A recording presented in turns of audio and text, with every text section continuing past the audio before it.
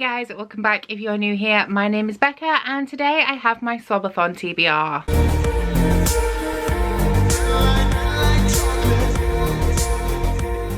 So the Sobathon is a 1 week long readathon that is running from Sunday the 8th of September right through to Saturday the 14th. And the aim of this readathon is to read books that you think will make you cry for whatever reason. You can cry from sadness, happiness, cuteness, whatever, as long as you're crying. That is the aim of this readathon. Now I am co-hosting this readathon, so if you would like any more information on Sobathon, including the rest of the co-hosts, I will of course put all of the details in the description box, but I will also link my announcement video up here. It is a very short video, but it will give you all of the information that you need. So this is the second round of Sobathon. Last year I did not shed a single tear. I do not think that that will be the case this year. I think at least 2 books in this TBR are going to make me cry. Actually, no, there are 3 that I think are definitely going to make me cry, because essentially what happened when I was building this TBR is that I could not think of a single book to fulfill any of the challenges, and I was having like a massive just brain fart, could not think of a single sad book that I owned. And then all of a sudden I started thinking of all of these sad books that would fit all of the challenges, and I ended up with 9 books that I could potentially read in the week of Sobathon. However, I'm probably not going to read 9 books, so what I have done is I have selected a book for every challenge. There are 4 challenges in total, and then I have a couple of more books. One I would really like to read for Sobathon, but I'm not sure whether I will, and the other one does not actually fulfill any of the challenges, but it does fulfill the main goal that it will definitely make me sob. Ideally, I want to have finished that book before Sobathon starts, but it's very likely I will be reading it during Sobathon, so it's a good job it's gonna tear me apart. So getting into the TBR, the first challenge is to read a book with blue on the cover, and for that I will be reading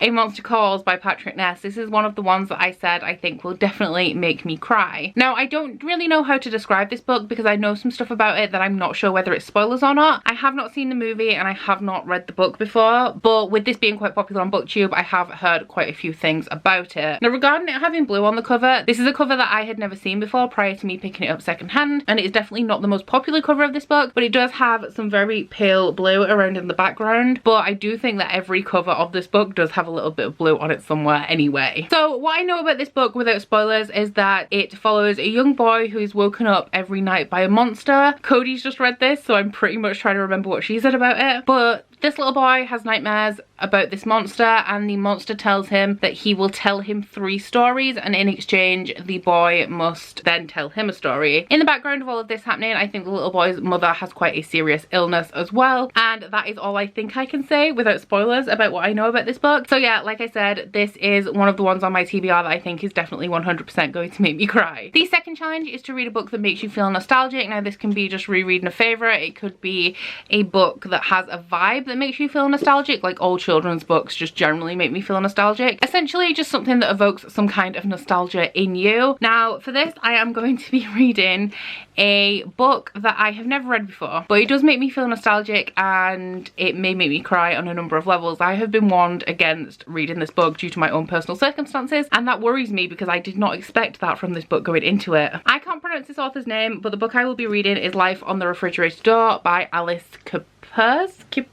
This is a book that my mum bought me from a charity shop a very long time ago, and I believe it is told in notes that the mother and the daughter leave for each other on their refrigerator door because they keep missing each other. I'm guessing that the daughter is at school and the mother works, so they communicate in notes on their refrigerator door. Now when my mum bought this for me, she said that she'd seen it in a charity shop and it reminded her of us and how we communicate just like in passing with notes and texts and emails and things like that. It wasn't something I was particularly interested in, I just kept it because my mum had bought it for me. Now when I did a video, and I think it was Every Book I Own, Rach from Rachel Marie's Book Journey did comment on that video and told me to be careful when reading this. As I said, my mum bought this for me, that's where the sense of nostalgia is coming from. But if you did not know, my mum actually passed away just over a year ago, so we're gonna have the tears on the nostalgia of my mum bought this for me because she thought that it might be similar to our relationship, and then Rachel has specifically warned me not to read this book, so I'm pretty sure something tragic is gonna happen. So we'll see how much this makes me cry because it might be a lot. Moving on to the third challenge, which is to read a book that you have been putting off because you think it will make you too emotional. I'll be reading Orange the Complete Collection Volume 2 by Ichigo Takano. This is the second, obviously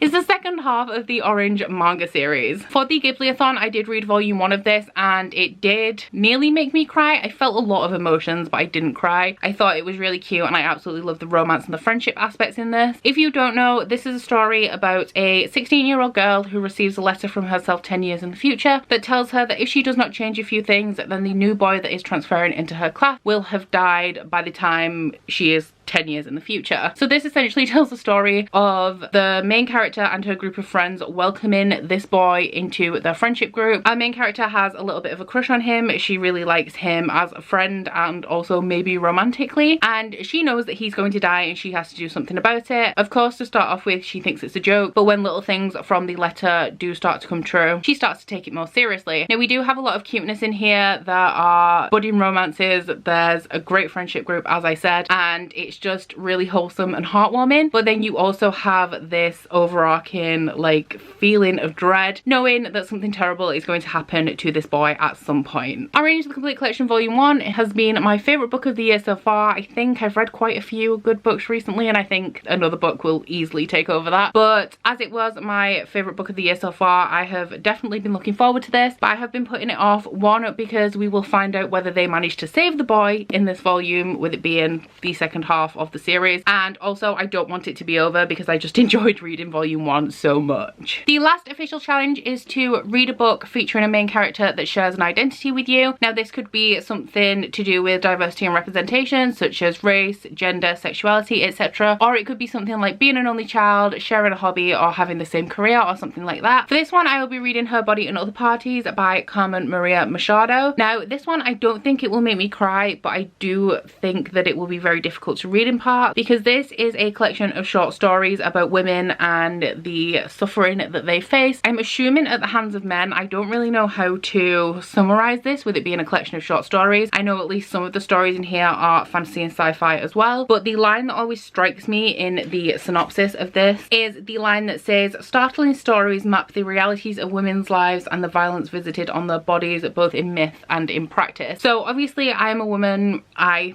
have woman struggles.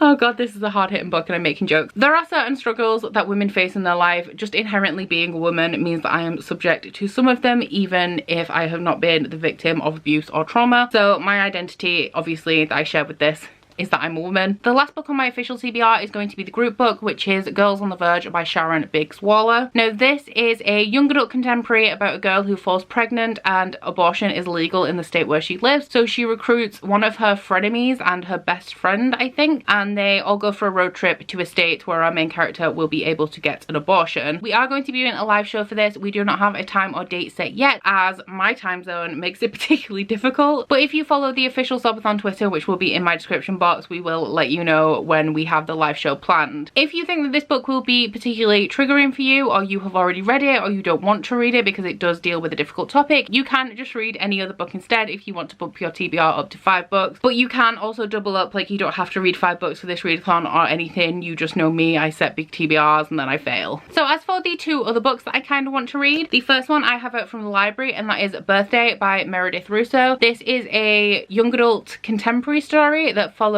2 people who were born on the same day in the same place. Their families are very close because they met at the hospital, and I think that this follows them on the same day, their birthday, for 6 years, and it's just about them growing up and finding their own identities. And I do also believe that there is trans rep in here. Cody also just read this and she confirmed that it would be a good fit for Sobathon, although I don't know why. As I assume this book will cover somebody coming to terms with being trans, I think that it will deal with the way that other people react and the effects that that has on your mental health and doubting yourself and questioning your identity. So I do think that this will be emotional. Cody also said it's pretty cute as well and will make me sob because of the cuteness. If you are interested in reading this book, I think Meredith Russo is also trans, so it is own voices in that aspect. And then the book that I'm hoping to finish before Sobathon, but I probably won't. You guys do not need me to tell you this. It is Dark Dawn by J. Kristoff. So at this current moment, I have not finished my reread of God's Grave. That will 100% be done before Sobathon starts, and ideally I want to start and finish Dark Dawn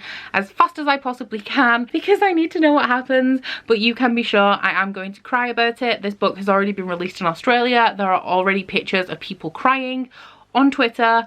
I will be joining them 100%. So this book does not really fit any challenges, but it fits the theme of definitely making me sob. If any book makes me sob this week, it will be Dark Dawn. So that is it for my Sobathon TBR. Please let me know if you guys are taking part, and also if you've read any of these books, which ones you think will actually make me cry. Because like I said, I didn't shed a single tear last year, but I do think that that is all about to change. So that's it for this video. Please don't forget to like this video if you liked it, and subscribe if you want to. If you head into my description box, you'll find a link to my Goodreads, Instagram, Twitter if you'd like to follow me on any of those, as well as a link to my Bookish body butter and candle website, the Instagram for that, and a 10% off discount code. But that's it from me today, guys. Bye. Oh, you bite your friend like chocolate. You say you will go where nobody knows, with guns hidden under our petticoats. We're never gonna quit it, no, we're never gonna quit it, no.